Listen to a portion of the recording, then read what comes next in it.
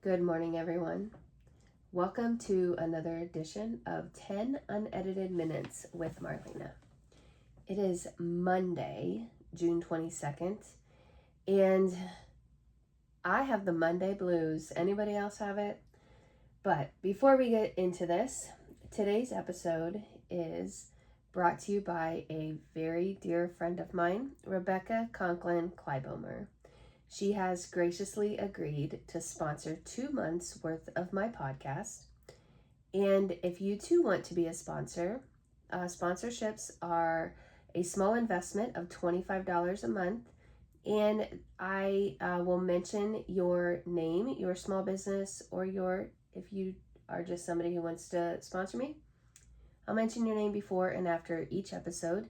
And I will put you on any social media promotions that I do. And so that sponsorship just covers my monthly Buzzsprout subscription. And that is the platform that I use to push this out to Apple Podcasts, Spotify, Prime Music, all the good ones. And I also record this podcast on YouTube. So as part of my sponsorship this month, as part of Rebecca's sponsorship this month, I have decided that I'm going to do 60 days of remembering Rebecca. And it should be 60 days of remembering our friendship because we've been friends for a very long time and we have a lot of memories.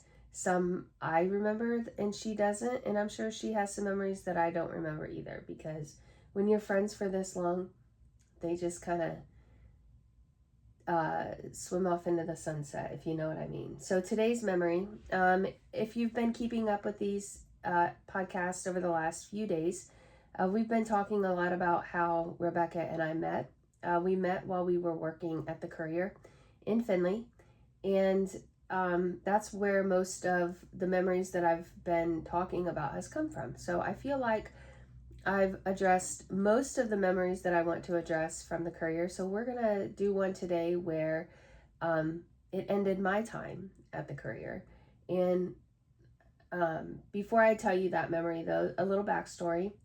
My oldest daughter, some of you may know this too, when she was 20 months old, she developed a pretty severe seizure disorder and literally woke up one day, had a small seizure, took her to the hospital, and within 2 weeks, I went from having a 20-month-old toddler back to having an infant, because she had lost everything that she had gained in her short little life and had to relearn all of that over again.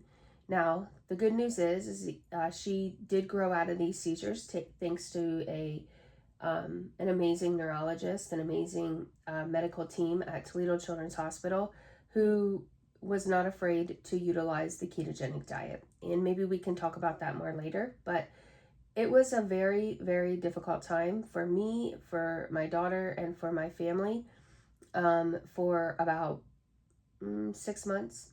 We were in the hospital more than we were not, fighting the seizures, and it was hard. So I, at the time, had to take a leave from my job, and I took a leave under the Family Medical Leave Act, and I exhausted all of my vacation, all of my PTO, and it got to be 2 days before Christmas, and I went back to work, and I had 1 day left of FMLA, and I had to take my daughter to a doctor's appointment, and that doctor's appointment was in 1 day. I don't know how, it was in a day, and I knew that this appointment was very important and nobody else could take her but me, because this was the appointment we were going to discuss the ketogenic diet.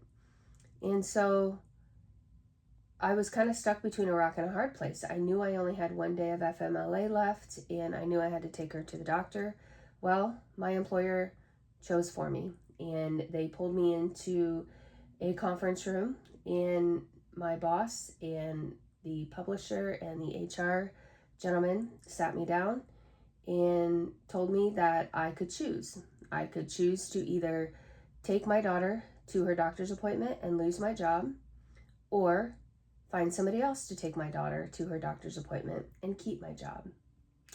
And I took my badge and I calmly laid it on the table and I said, I will always choose my family over this. So I hope you all have a Merry Christmas. And I walked out. And I had to go back and gather some things, and I wanted to go over and say goodbye to Rebecca because she knew what was going on. We were very good friends by this time, and she was also very instrumental in helping me while I was in the hospital with my daughter. And we'll get into those memories later. But Rebecca, the minute she saw me, she knew what happened, and she got up, she dropped what she was doing, and she said, "You are not walking out of here alone." And she took my hand and she walked me to my car. And good thing she did, because I was very calm until my boss just happened to walk into the room as I was walking out. And that probably would have not been a good thing for me, because the calmness left me for 2 seconds.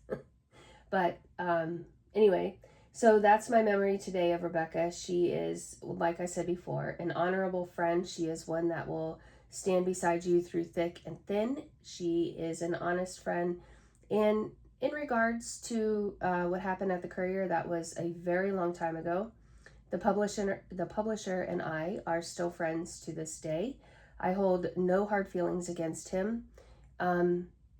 And yeah, so he made a business decision. He had to stand behind his manager, and whether I agreed with that or not was another story. And I love him dearly. Like I said, we are very good friends today. I have a lot of respect for him, and I still have a lot of respect for him to this day. So that is my Rebecca memory today. But what else are we going to get into today? Well, it's Monday, so let's talk about my weekend. We had a busy weekend, I believe, and maybe that's why I laid in bed an extra hour today. But we had the Bluffton's annual Festival of Wheels on Friday, which my dad, for the first time ever, took a vehicle there because he wanted to try to sell his vintage truck. And I joke about it being vintage, but it really is. It's 30 years old, and he took really good care of it, and he's trying to sell it. So he thought maybe he could take it up there and garner some interest. And it was the first time that we were able to go to the Festival of Wheels and not be a business owner on Main Street. So that was a different perspective. I provided some media coverage for the Bluffton Icon. So that was another different perspective. And yeah, it was kind of cool. And then Saturday, we celebrated all the dads in my family. We had a cookout at my brother's house, and what a good man he is. He's laid up with his foot. His wife is laid up, and they still managed to pull off this amazing, delicious cookout. He grilled burgers on the grill. We had a campfire in his backyard, and we played a really fun game. Yes, I have time to get into that. So my nephew had gone to Meijer before the cookout. Sorry, I had to get that Lena's latte. Oh my God, it's so good today. And he impulse bought a game, and it was, I've never heard of these games, and you guys probably have, but it was a one of those games where you are presented with a mystery and you have to solve it. So this one specifically was ghost hunters were investigating a haunted house, and we had to be those hunters, and we had to figure out the name of the demon that was possessing that house. And it was a lot of fun. It took us about 2 hours to figure it out. And this game was really cool because it utilized print media, pieces of paper or whatever, old newspaper clippings. But then it also said go online and read these clues, watch these videos to help us figure it out. And it was really cool. And we are definitely going to have to play another one. The thing about these games is you buy it and you can only play it one time, because once you solve it, you're done, right? You can't do it again. So that was a new experience for us. We had so much fun. After that, I took my nephew over to see the fireworks in Columbus Grove. I didn't stay for them, but he wanted to join his wife and her family over there for a little bit. So we drove him over there. And yeah, and then yesterday, Father's Day, was just a very low-key day. My daughter and I made a last-minute decision to take a road trip down to Springfield, Ohio. My daughter, as you all know, is a massage therapist, and this story is so funny. She just happened to mention to me Sunday morning that she was looking for a massage chair. And I said, oh, I didn't know that. And anytime, we need to purchase, something that is a little expensive, the first place we go is Facebook Marketplace. So instantly I went out to Facebook Marketplace and I searched it. And I told her, I said, have you been looking on Marketplace? She said, yeah, but I just haven't really seen any that, I really like. Well, she just happened to sit down and search, and she found this massage chair for $75. That's the part of thrifting. We got to tell you how much it costs. And she said, oh, Mom, here's one. And it's a really good brand. And it is. It's if you're in the massage industry, I guess you know that this brand is one of the best in the industry. And she said, so I Googled it, and this chair, bought brand new, is over $600. And this lady was selling it for $75. But she was an hour and a half away from us. And I told Haley, I said, reach out to her. We'll drive that far for a $600 chair. So she reached out to the lady, and I don't know, you're either on one side of Facebook Marketplace or you're on the other in regards to standing in line for, wanting an item or whatever. But she reached out to the lady, and the lady said, I have somebody coming tomorrow to pick it up. If that falls through, then you'll be next in line.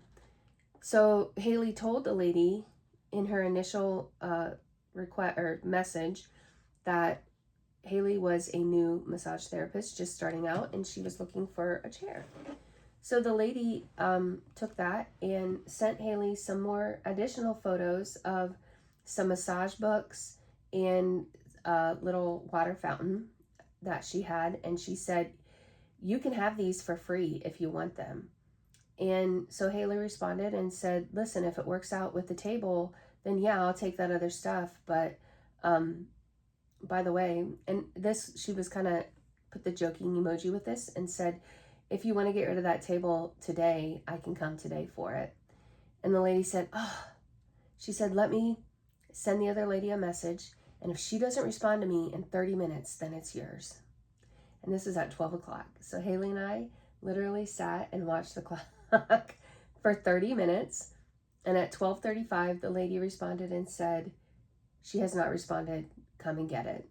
So we hopped in the car and we drove an hour and a half to pick up a massage chair for Haley. And this is a game changer for her. She can now do chair massages. Somebody has already reached out to her to possibly go to our local senior center and give 10-minute chair massages to the senior citizens. And she can set up at festivals. She can go into places of employment. This is a game changer for her. So it was a great investment. And she was so lucky to find a good chair for a very reasonable price. And she got a bunch of learning material and a fountain that is kind of, running water is the number one relaxing sound out there. So she can put that in her clinic, and I think she did really well. So that was cool. That was fun. That's what we did yesterday. And then we didn't do much else. Worked in my garden a little bit, and today it's a rainy day. Oh, I fell yesterday. That's why I didn't do too much. Yep. After I came home from Mass, I was bebopping into the house. I was in a good mood, and I tripped over a string that we have out for our dog, a lead, and I just face planted right into my front patio, and I bummed up my knee. So that's why I didn't do much yesterday. But it's raining out today. It's kind of blah, and this podcast has kind of lifted my spirits a little bit. That's why I do it, because it gets me going in the morning, gets me started, and motivates me for the rest of my day. So thank you for that. And thank you, Rebecca, for being an amazing friend. I cannot wait to continue to share these memories of us.